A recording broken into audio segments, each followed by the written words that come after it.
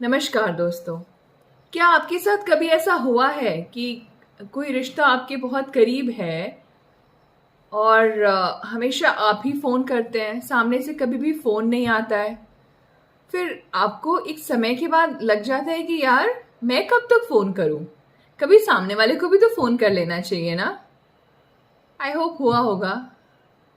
Please comment section में mention कीजिएगा। फिर आपने क्या किया? देखिए, इसके दो ऑप्शंस होते हैं।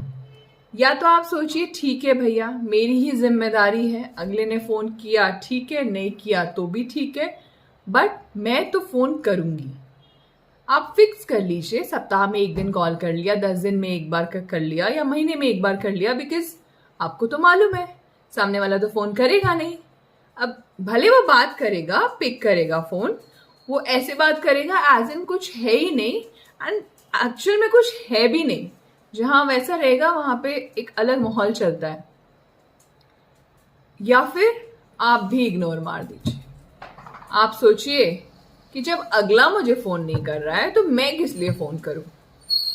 और जब अगले की प्रायोरिटी लिस्ट में आप नहीं है तो अगला फिर आपके प्रायोरिटी लिस्ट में किस लिए होगा।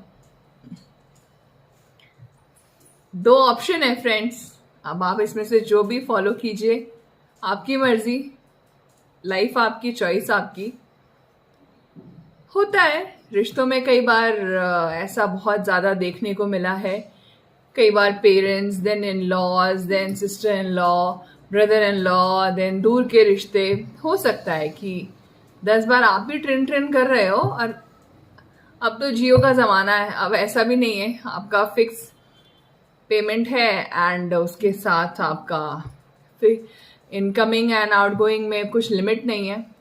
यू नो व्हाट, कभी कभी मुझे ऐसा लगता है कि वो जो ज़माना था, आई रिमेम्बर मैं क्लास थर्ड में थी जब पहली बार फ़ोन यूज़ किया था। उसमें जो फिक्स रहता था ना कि 100 रुपये में आप इतने मिनट्स बात कर सकेंगे, वही ज़्यादा अच्छा था। पता है क्यों? उसमें क्या होता था ना, इंसान का अपना एक लिस्ट रहता था और उसको मालूम होता था कि ये इंसान मेरे इतने करीब है तो मुझे बात करना है। और आप अपने पैसे उसी हिसाब से और टाइम यूज करते थे। अब क्या है, अब तो रैंडम है, जिसको बात करना होता है वो तो कर ही लेगा, लेकिन जिसको नहीं करना होता है वो इसमें भी नहीं करता है। ठीक है, सबकी अपनी अपनी जिंदगी, अपनी अपनी मर्जी, बट जीवन मिला है दोस्तों, इतने सालों के बाद बोलते हैं ना, अच्छे से जिए, खुश रहिए, मस्त रहिए।